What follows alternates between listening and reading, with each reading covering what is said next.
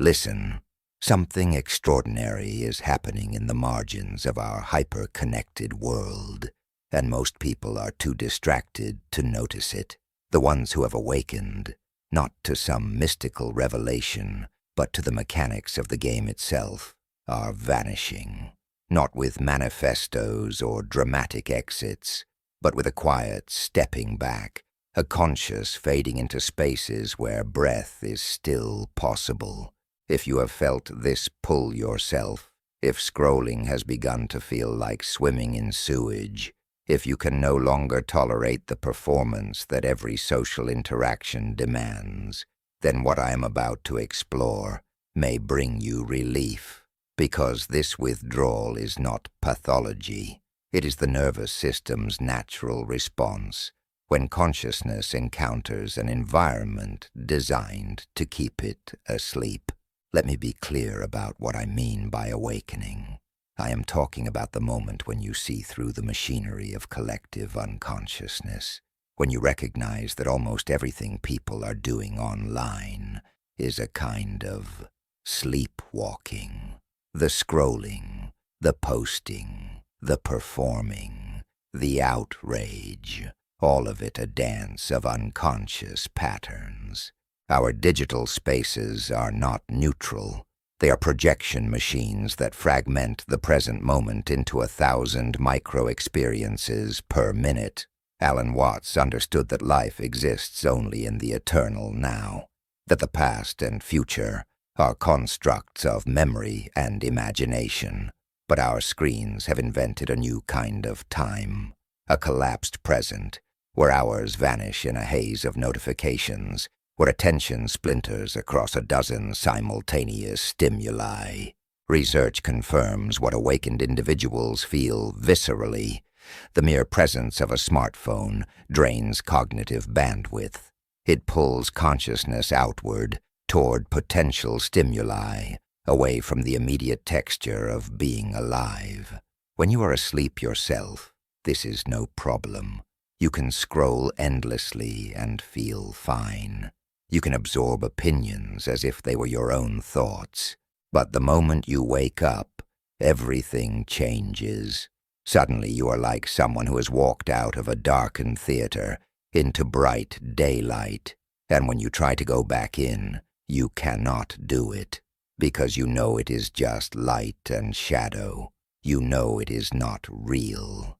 Society, both physical and digital, operates on an agreement to pretend that the roles we perform online are who we really are, to pretend that the opinions we share are actually ours and not something we absorbed from the algorithm's atmosphere.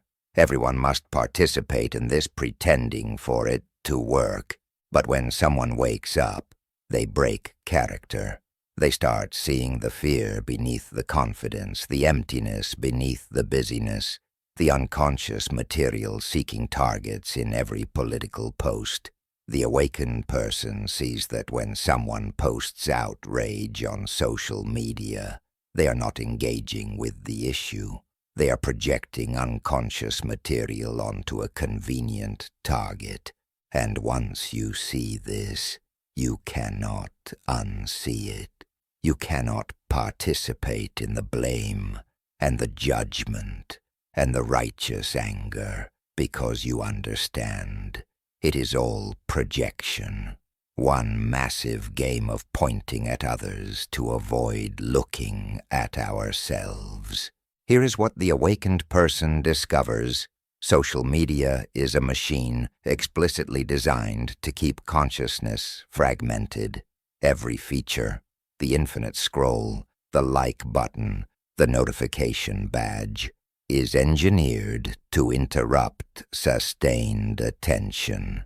Each scroll is an invitation to judgment, comparison, outrage, distraction. Studies on smartphone cognition reveal that constant interruptions reshape how we process time and experience. When attention is continuously redirected, the present collapses. Moments lose their texture. Days vanish without leaving substantial memory traces. This is not accidental. It is the business model. For someone who is awakening, spending time in these digital spaces feels like trying to maintain sobriety at a party where everyone is drunk. You have to work extraordinarily hard to maintain your own clarity. You have to constantly filter out projections, hold your center while chaos swirls around you. And this takes tremendous invisible energy that no one sees or appreciates. So what does the awakened person do? They withdraw. First, they leave social media, not as a moral statement, but as a practical necessity. They delete the applications. They stop checking. And suddenly hours of life are returned to them. Then they start leaving social circles, not because they hate people, but because most gatherings have become performances, people performing their opinions, their success, their carefully managed identities, and the awakened person can no longer perform. Their authentic self has emerged. Certain relationships dissolve, not through conflict, but through quiet divergence. Some relationships were built on the sleeping version of yourself. Now that you have awakened, there is no common ground. You are speaking different languages, living in different realities. Sometimes they leave careers, which is often the most difficult withdrawal. But the awakened person can no longer participate in systems they see through. So they leave, because staying would mean dying in a different way. Now let me tell you what actually happens in this withdrawal. Most imagine that disappearing from digital society means becoming isolated, depressed, lonely. But for the awakened person, the opposite occurs. There is a difference between loneliness and aloneness. Loneliness is what you feel when you are surrounded by people or profiles who do not see you. Aloneness is what you feel when you are finally free to be yourself without performing for an algorithm. When the awakened person withdraws, they discover something extraordinary. They were never really connected, even when they were constantly online, because real connection requires consciousness, meeting consciousness. And when you are awake in a digital environment designed to keep people asleep, there is no one to meet, only projections and algorithmic echoes. But in solitude, you meet yourself, really meet yourself, not the curated version you have been projecting online, but the actual living, breathing consciousness that you are. In this space, you can finally hear your own thoughts without the constant interference of algorithmic opinions. You can finally feel your own feelings without absorbing everyone else's projected emotions. You can discover what you actually want, what you actually believe, who you actually are beneath the layers of digital performance. This hermit phase is absolutely necessary for anyone who is awakening. You cannot transform while maintaining all your old digital commitments. There must be a withdrawal, a cocooning, a period of deep internal work. Now, here's what happens when you step away from the projection machine. Time changes. The present moment, which had been compressed into 1,000 micro-experiences per minute, begins to expand again. Attention, which had been scattered across infinite stimuli, begins to consolidate and deepen. Watts understood that the present is where life actually happens, but our devices have created a parallel reality where the present is always elsewhere, in the next notification, the next post, the next scroll. Research on attention restoration shows that reducing digital interruptions literally rebuilds cognitive resources, single tasking, time without screens, allowing boredom to be a teacher.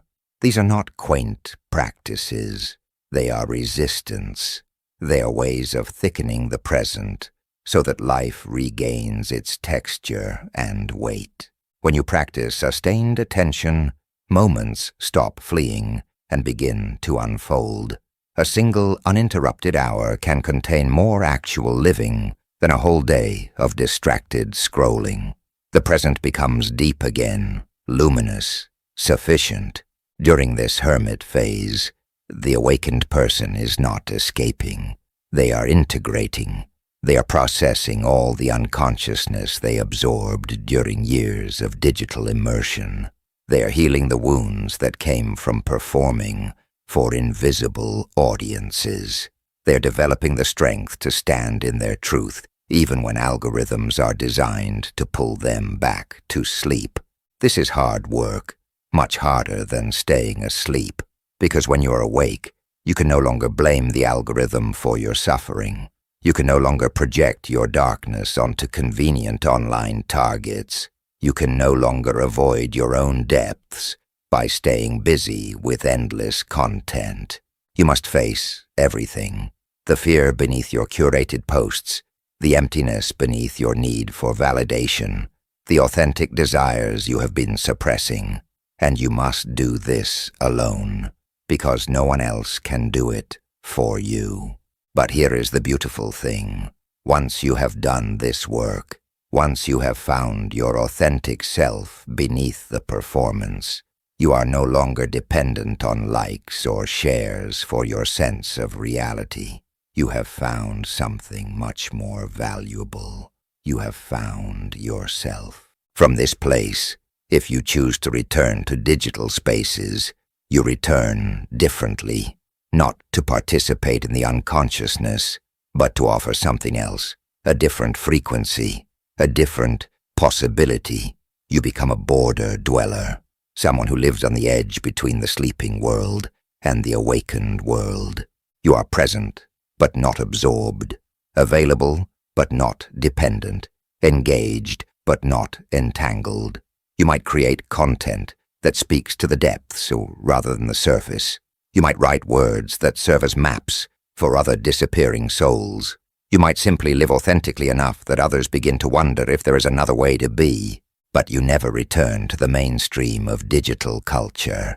You cannot, because once you have tasted sustained consciousness, you cannot go back to fragmented attention. Once you have touched your authentic self, you cannot go back to performing for algorithms. Now, I know what some of you are thinking. Is this not selfish? Should we not stay engaged and try to help wake others up? Here's what I want to say to that. You cannot give what you do not have. If you have not fully awakened yourself, if you have not done your own inner work of recovering sustained attention, then you have nothing real to offer others. You will just be one more fragmented person trying to wake up other fragmented people. The most loving thing you can do is awaken fully yourself, to do the deep work of integration, to develop genuine sustained consciousness, and then, from that place, you can be available to others who are ready. Understand this, most people are not ready. Most people do not want to wake up. They want to keep scrolling, playing the game, performing their roles, and that is perfectly fine. Your job is not to wake them up.